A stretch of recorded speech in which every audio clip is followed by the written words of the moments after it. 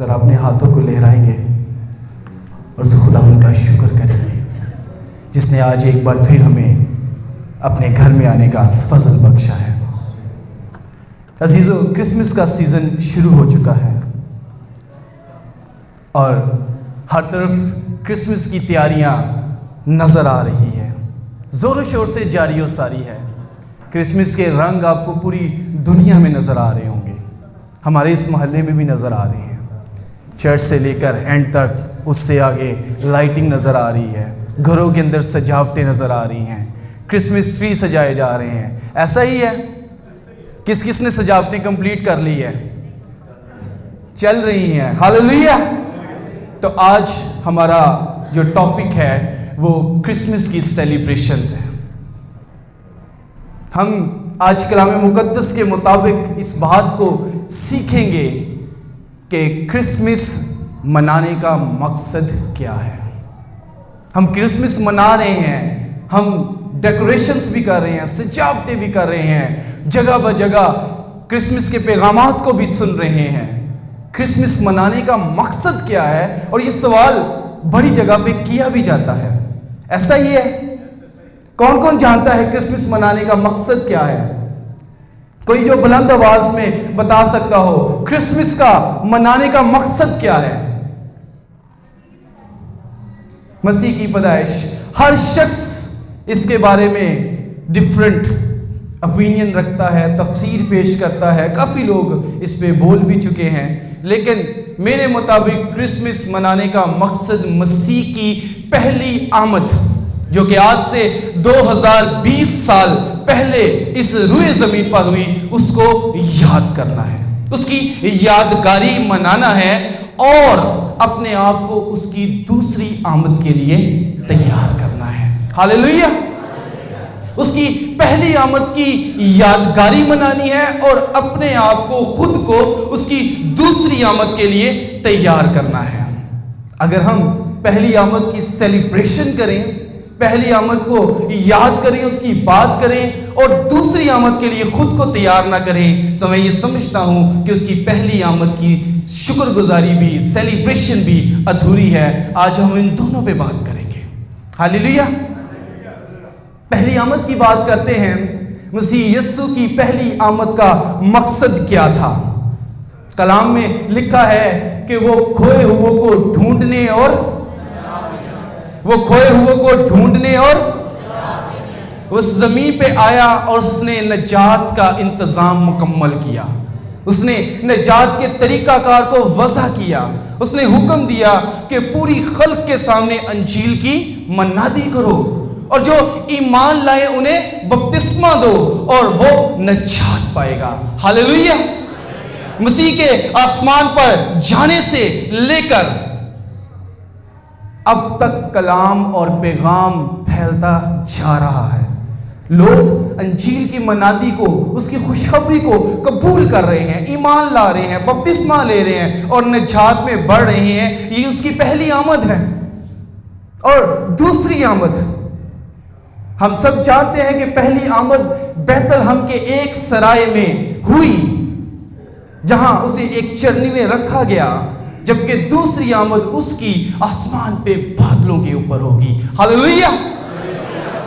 دوسری آمد آسمان پہ بادلوں پہ ہوگی اور اس آمد کا مقصد کیا ہوگا؟ وہ سب لوگ جو نجات پا چکے ہوں گے وہ ان کو ساتھ لے جانے کے لیے آئے گا۔ ہاللیلویا۔ اور کہتا ہے جہاں میں ہوں گا وہاں تم ہوں گے۔ ہاللیلویا۔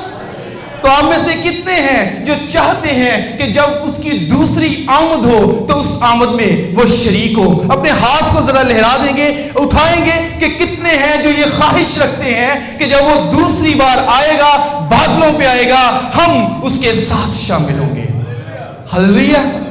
یہ خواہش میری بھی ہے، یہ خواہش آپ کی بھی ہے اور بہت سارے لوگوں کی ہے۔ اس خواہش کے لیے ہمیں کچھ کرنا ہوگا، اس خواہش کے لیے تیاری کرنی ہوگی۔ شادی میں مدھو تو وہ کنواریاں بھی تھی اور مجھے لگتا ہے کہ نئے ڈریس تو انہوں نے پہنے ہوں گے، انہوں نے نئے شوز بھی پہنے ہوں گے، کوئی میک اپ بھی کیا ہوگا، لیکن کوئی ایک چیز کی کمی تھی ان کی زندگی میں کہ جب دلہا آیا تو وہ ساتھ نہ किस चीज की कमी थी? एक्चुअल तैयारी की कमी थी। हम जाना तो चाहते हैं, लेकिन उसके लिए तैयारी करना जरूरी है। हालेलुया। जब दिसंबर का महीना शुरू होता है, पूरी दुनिया के अंदर क्रिसमस की सेलिब्रेशंस स्टार्ट हो जाती है। और जब ये सेलिब्रेशन स्टार्ट होती है तो कुछ लोगों का जिक्र भी स्टार्ट हो जाता है। उसमें सरे फहरिस्त पे मुकद्दसा मरियम है, रासबाज यूसुफ है, चरवाहे हैं, मजूसी हैं और बहुत से लोग हैं जो उसकी पहली आमद के शुरका थे, पहली आमद में शरीक थे। अगर हम उसकी दूसरी आमद में शामिल होना चाहते हैं तो हमें उसकी पहली आमद के शुरका के बारे में जानना और समझना बड़ा जरूरी है। ये इसलिए कि जिस तरह के लोग उसकी पहली आमद में शामिल थे, ठीक वैसे ही लोग उसकी दूसरी आमद में शामिल होंगे। अब क्या समझते हैं कि मुकद्दसा मरियम कितने हैं जो ये समझते हैं कि मुकद्दसा मरियम एक खास खातून थी, एक औरत थी, खास स्पेशल औरत थी। कितने लोग ये समझते हैं कि वो एक स्पेशल औरत थी? और रासबाज यूसुफ एक स्पेशल आदमी था। जी, अब बिल्कुल ठीक समझते हैं। वो कोई आम औरत नहीं थी, वो लोग कोई आम कैरेक्टर्स नहीं थे, लोग नहीं थे, बल्कि नहायत खास थे। उनकी कोई क्वालिफिकेशन थी, उनका कोई मयार था, कोई मेरिट था जिसके ऊपर वो पूरे उतरे, तभी तो जाकर वो तारीख के और इस दुनिया के ऊपर हुई ब्लेसिंग के इतने बड़े वाक़े के शुरका ठहरे, शरीक ठहरे कि अब तक उनका नाम लिया जाता रहेगा। जैसा कि मुकद्दसा मरियम खुद इकरार करती है कि हर जमाने के लोग मुझे मुबारक कहेंगे और मुबारक बनने के लिए कोई क्वालिफिकेशन रिक्वायर्ड होती है। और अगर हम उसकी दूसरी आमद में शामिल होने वाले बनेंगे तो जाहिरी बात है कि हमारी भी कोई क्वालिफिकेशन होगी। हालेलुया। हम बढ़ते हैं और उस क्वालिफिकेशंस के ऊपर थोड़ी सी बात करते हैं। मैं चाहूंगा जिनके पास कलाम मुकद्दस है, मरकस की इंजील उसका 12 बाब निकालेंगे। मरकस की इंजील उसका 12 बाब। यहां पे एक बयान है, बड़ा खूबसूरत बयान है। मैं चाहूंगा कि हम उसे मिलके पढ़ेंगे। सबसे बड़ा हुक्म क्या है? मरकस की इंजील उसका 12 बाब और उसकी 28 आयत लिखा है, और फकीयों में से एक ने उनको बहस करते सुनकर जान लिया कि उसने उनको खूब जवाब दिया है। वो पास आया और उससे पूछा कि सब हुक्मों में अव्वल कौन सा है? यीशु ने जवाब दिया, अव्वल ये है कि ऐ इस्राएल सुन, खुदामंद हमारा खुदा एक ही खुदामंद है, और तू खुदामंद अपने खुदा से अपने सारे दिल, अपनी सारी जान, अपनी सारी अकल और अपनी सारी ताकत से मोहब्बत रख। दूसरा ये कि तू अपने पड़ोसी से अपने बराबर मोहब्बत रख। इनसे बड़ा और कोई हुक्म नहीं है। हालेलुया। इनसे बड़ा और कोई हुक्म नहीं है कि तू खुदावंद अपने खुदा से अपने सारे दिल और अपनी सारी जान से मोहब्बत रख। और ये वो बड़ा हुक्म है जो इन तमाम कैरेक्टर्स के अंदर ओबे होता हुआ नजर आ रहा है। ये वो बड़ा हुक्म है कि ये तमाम कैरेक्टर्स खुदावंद से प्यार करने वाले हैं, उससे मोहब्बत करने वाले हैं। हमें कैसे पता चलता है कि कोई शख्स खुदा से मोहब्बत करता है? उसका पैमाना क्या है, उसका स्केल क्या है, उसको मापने का तरीकाकार क्या है? वो तरीकाकार यूहन्ना 14 बाब उसकी 15 आयत में लिखा हुआ है। लिखा है कि अगर तुम मुझसे मोहब्बत रखते हो तो मेरे हुक्मों पर, अगर तुम मुझसे मोहब्बत रखते हो तो मेरे हुक्मों पर, अगर कोई शख्स खुदा के हुक्मों पे अमल कर रहा है, अगर वो उसकी मर्जी को अपनी मर्जी पे गालिब कर रहा है, अगर अपने आप को खुदा के हुक्म के ताबे कर रहा है, तो वो किस बात का सबूत दे रहा है कि वो खुदा से मोहब्बत कर रहा है। हालेलुया। ये वो क्वालिफिकेशंस हैं, ये वो मेरिट है जो इन तमाम लोगों में हमें नजर आता है। अगर मैं बात करूं मुकद्दसा मरियम की, ऐसे ही नहीं कि जैसे ही क्रिसमस की सेलिब्रेशन शुरू हो जाती है तो रासबास यूसुफ और मुकद्दसा मरियम के बेमिसाल किरदार की लोग बातें करना शुरू हो जाते हैं। उन्होंने भी कुछ किया था। اور میں سمجھتا ہوں کہ مقدسہ مریم نہایت مقدس اور خدا سے محبت کرنے والی عورت تھی۔ جب فرشتہ اس کے پاس آتا ہے اور وہ کہتا ہے کہ تم پر فضل ہوا، تو عزیزو کلام مقدس ہمیں بتاتا ہے کہ وہ ڈر گئی، وہ گھبرا گئی۔ یہ کیسا سلام ہے؟ لیکن پھر فرشتہ نے اس سے کہا کہ تو حاملہ ہوگی، تیرے بیٹا ہوگا، تو اس کا نام یسوع رکھنا، وہ بزرگ ہوگا، خدا تعالیٰ کا بیٹا کہلائے گا، خدا اسے داؤد کا تخت عطا کرے گا، وہ یعقوب کے گھرانے پر ابد تک حکومت کرے گا اور اس کی سلطنت کا کوئی آخر نہ ہوگا۔ یہ میسج تھا جو فرشتے نے دیا۔ تو ان تمام باتوں کو سن کر مقدسہ مریم نے جواب دیا، ایسا کیوں کر ہوگا؟ وہ نہیں جانتی تھی کہ ایسا کیسے ہوگا، کیونکہ وہ ایک کنواری تھی، اور فرشتہ پہلے سے اس کا جواب رکھتا تھا۔ اس نے کہا کہ خدا تعالیٰ کی قدرت تجھ پر سایہ ڈالے گی، روح القدس تجھ پر نازل ہوگا، اور اسی سبب سے وہ مولود مقدس خدا کا بیٹا کہلائے گا۔ مریم کے پاس، مقدسہ مریم کے پاس جواب دلیل کے ساتھ آیا۔ وہ جان گئی کہ یہ سب کچھ خدا کی قدرت سے ہوگا اور خدا کی روح القدس کے نازل ہونے کی وجہ سے ہوگا۔ اور عزیزو اس کے بعد جو اس کا ری ایکشن تھا وہ سب کو جاننے اور سمجھنے کی ضرورت ہے۔ اس کے بعد اس نے اپنا ایک تعارف کروایا، اس نے اپنا ایک انٹروڈکشن کروایا، جو انٹروڈکشن ہم سب کو کروانے کی ضرورت ہے، اور وہ کہتی ہے دیکھ میں خداوند کی بندی ہوں۔ یہ ایک ٹائٹل ہے، یہ ایک ایسا انٹروڈکشن ہے جو مقدسین کرواتے ہیں، یہ ایسا انٹروڈکشن ہے جو مقدس لوگ اپنا انٹروڈکشن دیتے ہیں، دیکھ میں خداوند کا بندہ یا بندی ہوں۔ اور اس کے بعد کا اقرار بھی بڑا اہم ہے، اور وہ کہتی ہے میرے لیے تیرے قول کے موافق ہو۔ ہاللیلویا! یہ عام شخص نہیں کہہ سکتا، یہ عام لوگ نہیں کہہ سکتے، یہ مقدس لوگوں کا ورثہ ہے جو اقرار کرتے ہیں دیکھ میرے لیے تیرے قول کے مطابق ہو۔ خداوند کے حکم کو مان کر خود کو تابع کر دینا۔ ہم تو یہ بات کہہ رہے ہیں، یہ اتنی آسان بات نہیں تھی۔ آپ اپنے کلچر میں دیکھ لیں، آپ اس کلچر میں بھی ایسا ہی تھا۔ میری مائیں، بہنیں اور بیٹیاں بیٹھی ہوئی ہیں، کیا ایک کنواری کے لیے اس چیز کو ایکسپٹ کرنا آسان ہے کہ وہ ایک بچے کو پیدا کرے گی؟ کہہ دینا کہ میرے لیے تیرے قول کے موافق ہو۔ ہم سب جانتے ہیں کہ جو فرشتے ہیں وہ اپنی طرف سے کچھ نہیں کہتے، فرشتہ جو پیغام لے کر آیا ہے وہ خدا کی طرف سے ہے، اور مقدسہ مریم کا یہ کہنا کہ میرے لیے تیرے قول کے موافق ہو، در حقیقت اس کا یہ اقرار کرنا ہے کہ میرے لیے خدا کی مرضی پوری ہو۔ ہاللیلویا!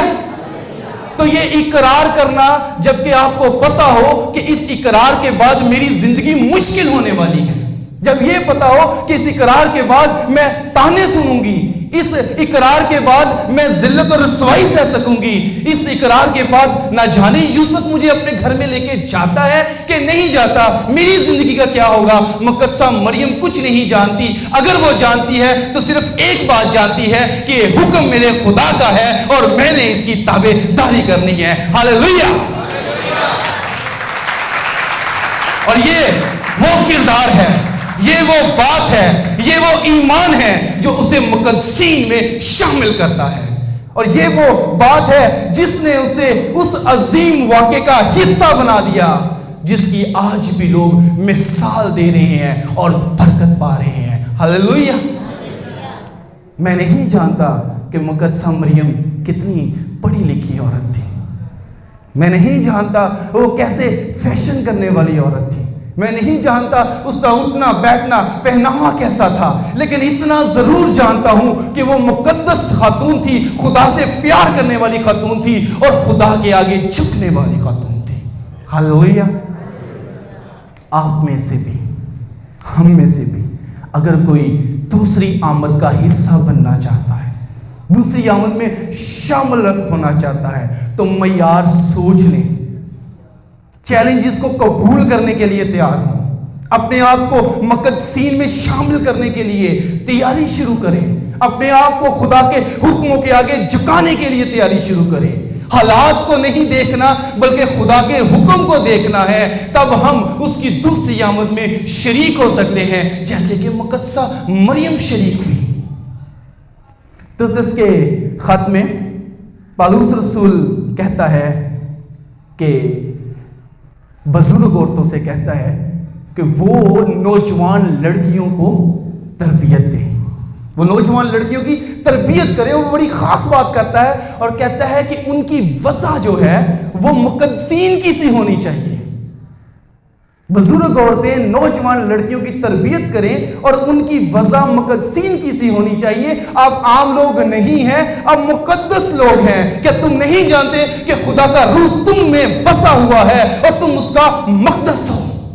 آپ مقدسین ہیں. آپ کی وضع مقدسین کی سی ہونی چاہیے.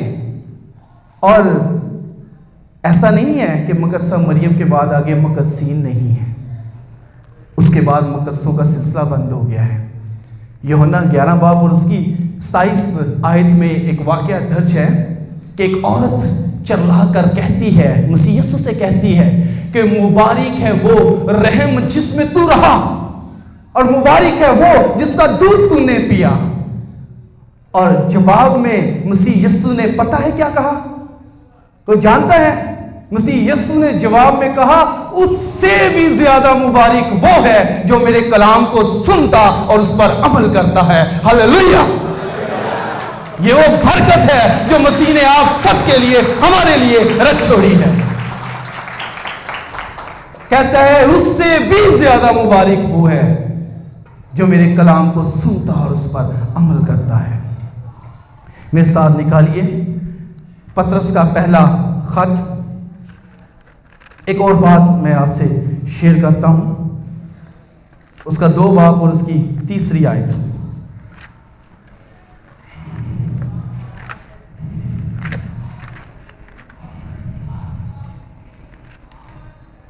اور بڑی ہی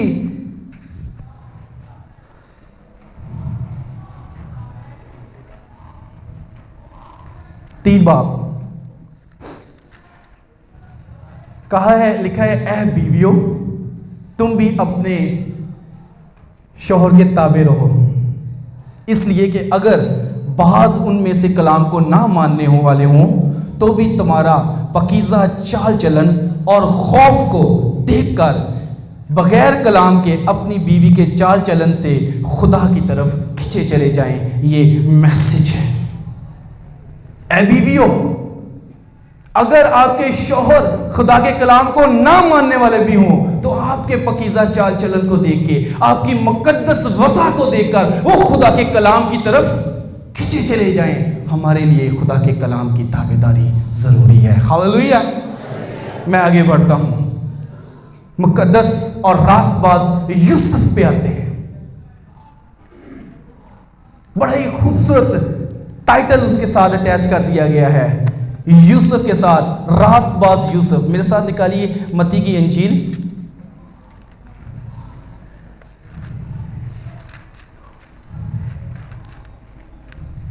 پہلا باب اور اس کی 18 آیت. میں مقدس یوسف کے بارے میں پڑھوں گا. لکھا ہے کہ اب یسوع مسیح کی پیدائش اس طرح ہوئی کہ جب اس کی ماں مریم کی منگنی یوسف کے ساتھ ہو گئی تو ان کے اکٹھے ہونے سے پہلے وہ روح القدس کی قدرت سے حاملہ پائی گئی. پس اس کے شوہر یوسف نے جو راست باز تھا اور اسے بدنام کرنا نہیں چاہتا تھا, اسے چپکے سے چھوڑ دینے کا ارادہ کیا. پہلے جب لکھا ہے کہ وہ راست باز تھا اور اگلے ہی لمحے اس کی راست بازی کا ثبوت پیش کیا گیا ہے. کیا کہا کہ وہ راست باز تھا اور اگلے ہی لمحے کیا کیا ہے؟ لکھا ہے کہ وہ اپنی منگیتر کو بدنام کرنا نہیں چاہتا تھا, اور یہی راست باز لوگوں کی نشانیاں ہیں. وہ راست باز تھا, وہ اپنی منگیتر کو بدنام کرنا نہیں چاہتا تھا اور چپکے سے چھوڑ دینے کا ارادہ کیا. اور ایسے ہی راست باز لوگوں سے خدا کلام کرتا ہے. خدا ہر کسی سے کلام نہیں کرتا، خدا ان سے کلام کرتا ہے جو اس کے لائق ہوتے ہیں، اور راست باز یوسف اس لائق تھا کہ خدا اس سے ہم کلام ہو۔ لکھا ہے کہ اسے بدنام کرنا نہیں چاہتا تھا، بلکہ چپکے سے چھوڑ دینے کا ارادہ کیا۔ وہ مریم کی حالت کے بارے میں سوچ رہا تھا جو کہ حاملہ تھی، اور پریشان تھا کہ کیسے اسے اپنے گھر میں لے کر آئے، اور سوچتے سوچتے وہ سو گیا، اسے نیند آ گئی، اور نیند میں کیا ہوا ان باتوں کو سوچ رہا تھا کہ خداوند کے فرشتہ نے اسے خواب میں دکھائی دے کر کہا، اے یوسف ابن داؤد، اپنی بیوی مریم کو اپنے ہاں لے آنے سے نہ ڈر، کیونکہ جو اس کے پیٹ میں ہے وہ روح القدس کی قدرت سے ہے۔ ہاللیلویہ۔ 24ویں آیت میں لکھا ہے، پس یوسف نے نیند سے جاگ کر ویسا ہی کیا جیسا کہ خداوند کے فرشتہ نے اسے حکم دیا تھا، اور اپنی بیوی کو اپنے ہاں لے آیا۔ میں یہ سمجھتا ہوں کہ شاید کوئی اور ہوتا تو وہ صبح اٹھنے کے بعد کوئی دوستوں سے مشورہ کرتا، وہ کسی سے پوچھتا، کسی سے ڈسکشن کرتا کہ کیا کرنا چاہیے۔ کیا اسے ڈر نہیں ہوگا؟ اسے اس بات کا خوف نہیں ہوگا کہ لوگ کیا کہیں گے، رشتہ دار کیا کہیں گے، اس کا باپ کیا کہے گا، ارد گرد کے لوگ کیا کہیں گے کہ تو ایسی لڑکی کو اپنی بیوی بنانے کے لیے لا رہا ہے جو کہ حاملہ ہے؟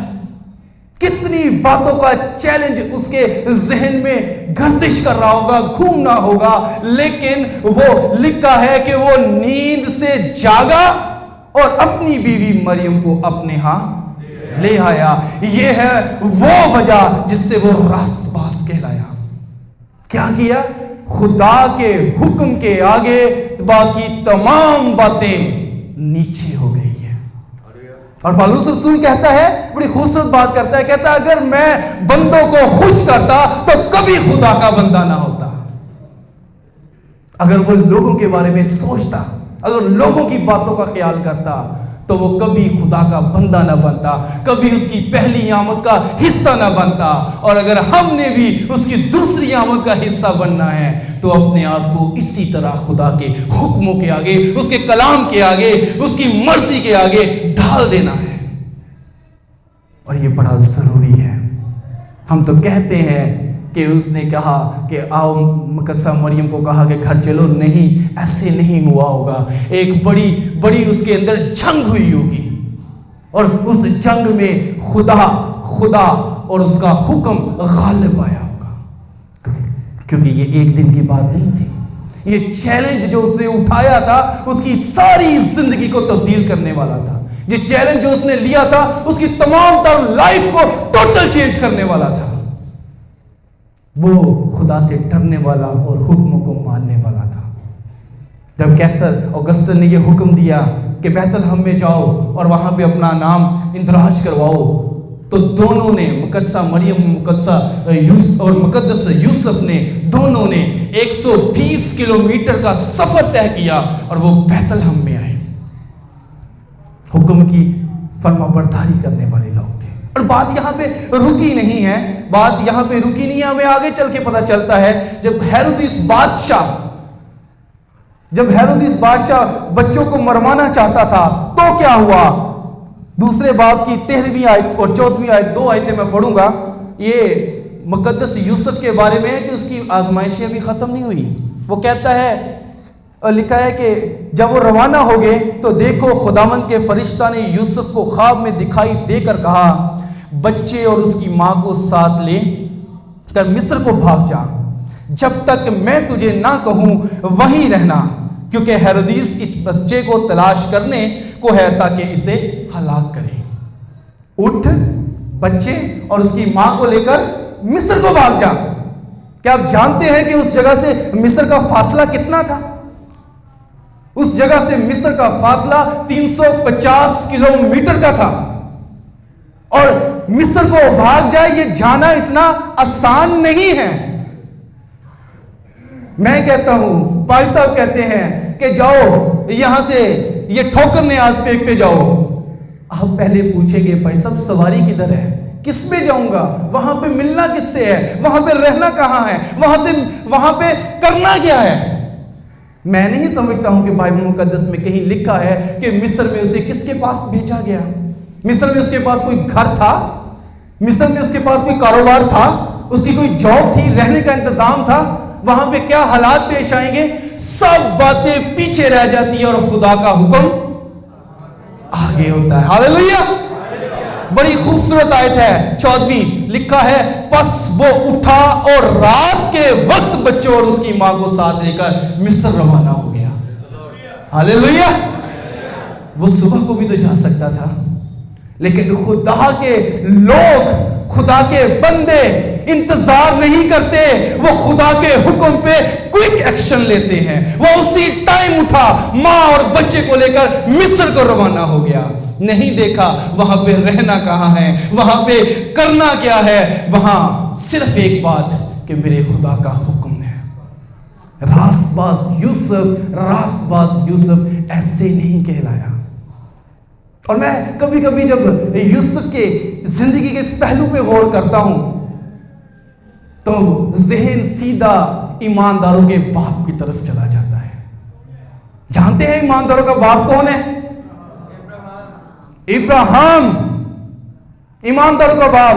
اگر پھر آپ کو یاد ہوگا کہ خدا نے ابراہیم سے کہا تھا اپنے رشتہ داروں کو، اپنے باپ کے گھر کو، اپنے ناطے داروں کو چھوڑ اور باہر نکل.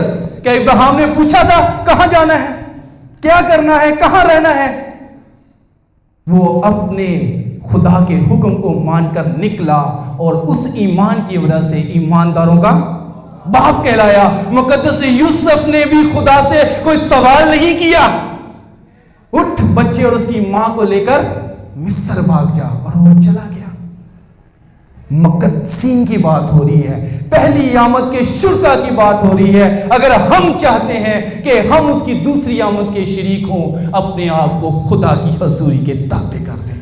ہاللیلویا. ہم آگے ایک اور کریکٹر کو دیکھتے ہیں، اور یہ کریکٹر بھی بڑا خوبصورت کریکٹر ہے، اور وہ یہ چرواہوں کا کریکٹر ہے.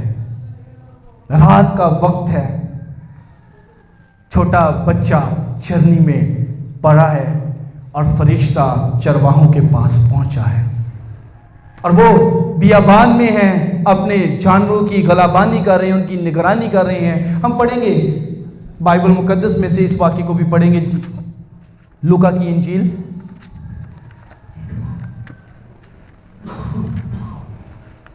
اس کا 2 باب 8ویں آیت سے میں پڑھوں گا. اسی علاقہ میں چرواہے تھے جو رات کو میدان میں رہ کر اپنے گلا کی نگہبانی کر رہے تھے، اور خداوند کا فرشتہ ان کے پاس آ کھڑا ہوا، اور خداوند کا جلال ان کے چوگرد چمکا، اور وہ نہایت ڈر گئے. تھوڑی سی لائٹیں لگی ہیں باہر روڈ کے اوپر. میں بڑا خوش ہو رہا تھا جس دن یہ لائٹیں لگی، میں وہاں پہ تصویریں لے رہا تھا. مجھے بڑا مزہ آ رہا تھا اتنی روشنیوں کو دیکھ کر. یہ تو الیکٹریسٹی کی روشنی ہے، زمینی روشنی ہے. ان چرواہوں پہ لکھا ہے خداوند کا جلال چمکا.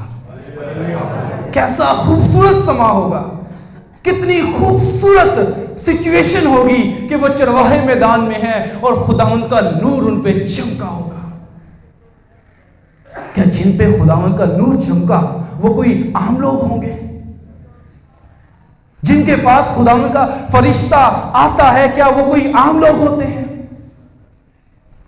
کرنیلیس کے گھر میں فرشتہ گیا، رسولوں کے پاس فرشتے گئے، مقدسہ مریم کے پاس فرشتہ آیا، راسبز یوسف کے پاس. کیا یہ عام لوگ تھے؟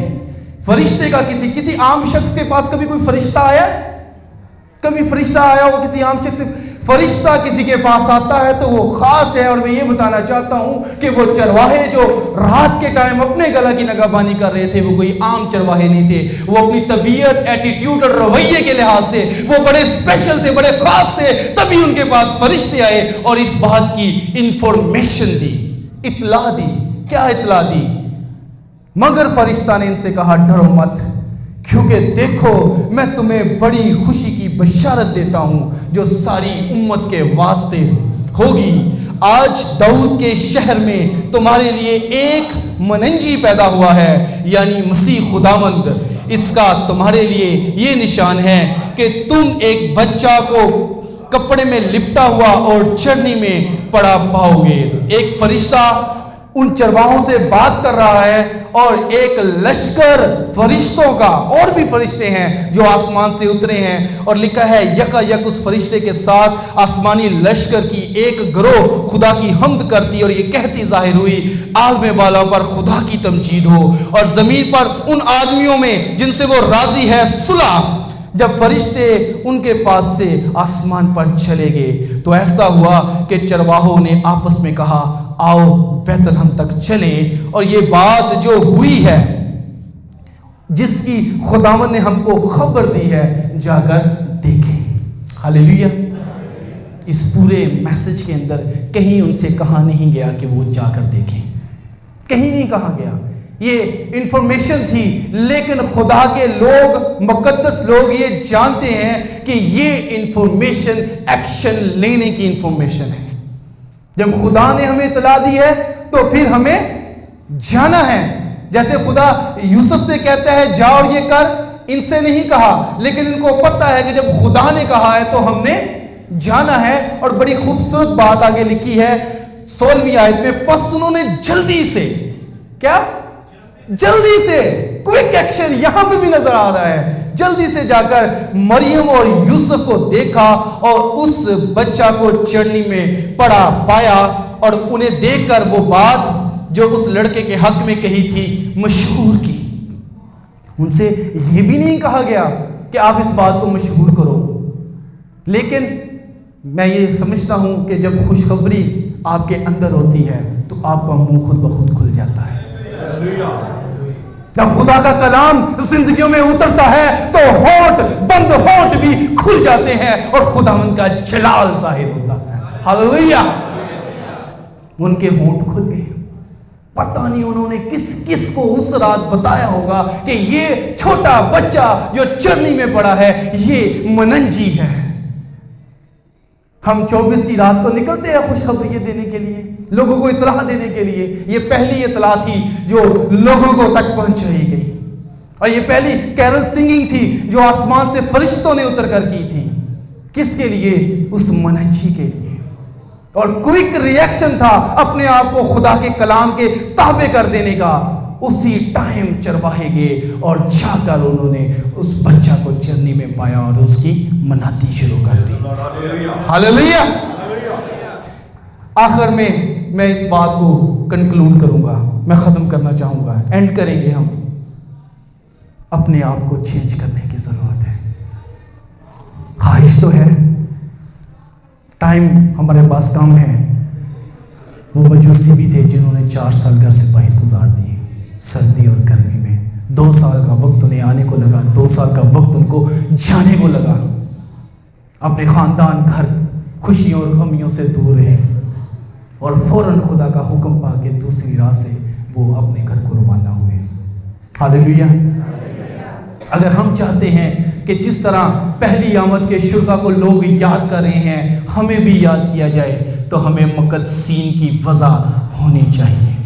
हमें खुदा के हुक्मों पे ताबे होना चाहिए। हमें गुनाह को छोड़ना है, हमें अपनी मन मर्जियों को छोड़ना है, हमें अपनी नींदों को छोड़ना है, हमें अपने आराम को छोड़ना है, हमें अपनी सेटिस्फैक्शन को छोड़ना है और गालिब करना है अपने ऊपर खुदा के हुक्मों को, उसकी मर्जी को, ताकि जब हम आसमान पर जाएं तो लोग कहें कि यार वाकई वो जो लड़की थी वो थोड़ी फर्क रहती थी, उसका पहनावा, उसका चलना और फिरना अलहदा था। यार वो तो मुक़द्दसों की सी जिंदगी गुजारती थी।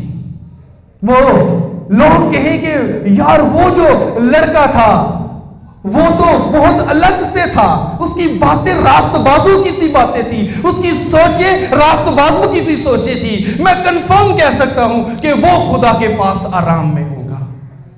उनकी वजह मुक़द्दसीन की सी होनी चाहिए। हमारा टारगेट है कि खुदा जब आएगा तो हमारा हाल उन कुंवारियों जैसा नहीं होगा, हमें रोका नहीं जाएगा बल्कि वेलकम किया जाएगा। आओ और मेरे साथ आसमानी ज़ियाफत में शामिल हो। हालेलुया। आए हम दुआ करेंगे, इस बात के लिए खुदावंद के हुजूर इकरार करेंगे कि खुदावंद मैंने महज तेरा नाम लेने वाला नहीं बल्कि पाक खुदा तेरे नाम के आगे खुद को खाली करने वाला बनना है। पाक खुदा میں نے تیرے نام کی خاطر چیلنجز کو قبول کرنا ہے. میں نے تیرے نام کی خاطر خود کو مار کر پاک خدا تیرے نام کو جلال دینا ہے. پاک خدا میں نے تیرے نام کو اپنی زندگی میں بڑھوتی دینی ہے. تیرے حکموں کو وہ مقام دینا ہے جس کے آگے کوئی اور مقام نہیں. پاک خدا تیرے حکم میری زندگی میں اولین درجہ رکھے. پاک خدا میں نے گناہوں کو چھوڑنا ہے. پاک خدا میں نے بری روشوں کو چھوڑنا ہے. پاک خدا میں نے ان عادتوں کو چھوڑنا ہے جن کے خلاف تیرا حکم موجود ہے. پاک خدا تاکہ میں تیری دوسری آمد میں پاک خدا تیرا شریک ہوں, تیرے ساتھ مل کر پاک خدا تیرے ساتھ رہوں. پاک خدا اور تو میری زندگی کا محور ہو. پاک خدا ہم دعا کریں گے. مہربان پیارے آسمانی باپ, میں دعا کرتا ہوں تمام جھکی جانوں کے لیے, ان لوگوں کے لیے پاک خدا جنہوں نے آج تیرے کلام کو سنا ہے, ان کرداروں کے بارے میں بھی سنا ہے جنہوں نے پاک خداوند اس کوالیفیکیشن کو پورا کیا اور دل و جان سے تجھے اپنا اولین پاک خدا درجہ دیا ہے. رحم سے بھرے ہوئے خدا ان تمام جھکی جانوں کے لیے پاک خدا میں روحانی لیول کی بڑھوتی کی دعا کرتا ہوں. پاک خدا ان کی جسمانی زندگیاں تو کسی کے لیے خاص نہیں ہوں گی, لیکن ان کے روحانی لیول تیری حضوری میں بہت بڑے دے. پاک خدا جھکی ہوئی جانوں کے لیے دعا کرتا ہوں, ان کی روحانی زندگیوں کو بڑھا دے تاکہ یہ لائق طور پر تیرے لائق بن سکے اور تیرے ساتھ بیٹھ سکے. دعا کرتا ہوں پاک خدا کہ ہم صحیح معنوں میں کرسمس کی اسپرٹ کو پکڑے. پاک خدا سمجھے. پاک خدا ہم محض زمینی سجاوٹیں کرنے والے نہیں بلکہ اپنے آپ کو پاک خدا تیرے لیے سجانے کے لیے تیار ہو جائیں. ہماری بناوٹیں, ہماری وضع, ہماری صورتیں مقدسین کی ہو جو تو چاہتا ہے, اور پاک خدا تیری حضوری میں قابل قبول ٹھہرے. تیرے بیٹے یسوع المسیح کے نام سے مانگتا ہوں, آمین. خدا آپ سب کو بڑی برکت دے.